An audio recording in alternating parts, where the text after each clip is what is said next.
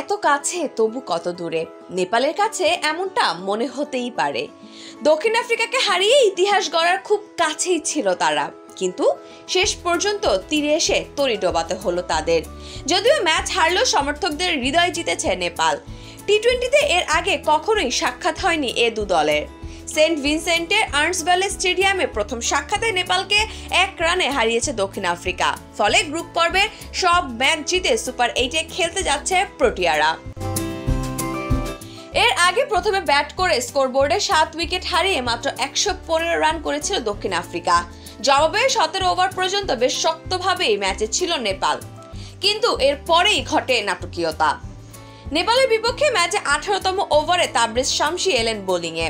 তখন পর্যন্ত পুরো ক্রিকেট দুনিয়া বুঁদ হয়েছিল অঘটনের প্রত্যাশায়। আটলান্টিক পাড়ের ক্যারিবিয়ান অঞ্চলে এর আগে বিশ্বকাপের বড় অঘটন দেখা হয়ে গিয়েছে। সেবার আফগানিস্তান হারিয়েছিল নিউজিল্যান্ডকে, তেমন আরেক অঘটনের অপেক্ষায় ছিল সবাই। কিন্তু শামসির ওই ওভারটাই যেন বদলে দিল সমীকরণ। 4 বলের ব্যবধানে একই ওভারে তুলে নিলেন নেপালের 2 ইনফর্ম ব্যাটার দীপেন্দ্র সিং আইরে আর আসিফ শেখের উইকেট।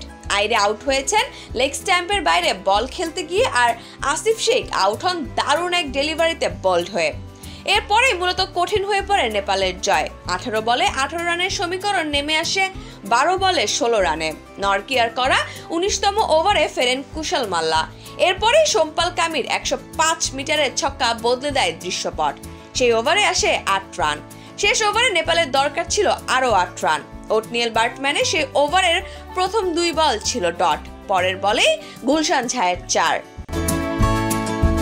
3 বলে 4 রানের সমীকরণ মেলাতে কষ্ট হওয়ার কথা না, যদিও সেখানেও দক্ষিণ আফ্রিকা আদায় করে নেয় ডট বল। শেষ বলে দরকার ছিল 2 রান, কিন্তু বার্টম্যানের শেষ বলে ব্যাটে বলে হয়নি। সেখানেই রান আউট হয়ে 1 রানে হারার হতাশায় ডুবতে হয় নেপালকে। সেই সঙ্গে এবারের বিশ্বকাপ থেকে বিদায় নিশ্চিত হয় তাদের। যদিও ম্যাচ হারলেও সমর্থকদের মন জয় করে নিয়েছে নেপাল। বিশেষ করে শেষ মুহূর্তে নেপালের 2 ব্যাটসম্যানের কান্না হৃদয়ে ছুঁয়েছে গোটা ক্রিকেট বিশ্বের। যদিও নেপালের এই হারে উপকৃত হয়েছে বাংলাদেশ। নেপাল জিতলে বাংলাদেশের শেষ ম্যাচটি হয়ে উঠত ডু অর ডাই ম্যাচ।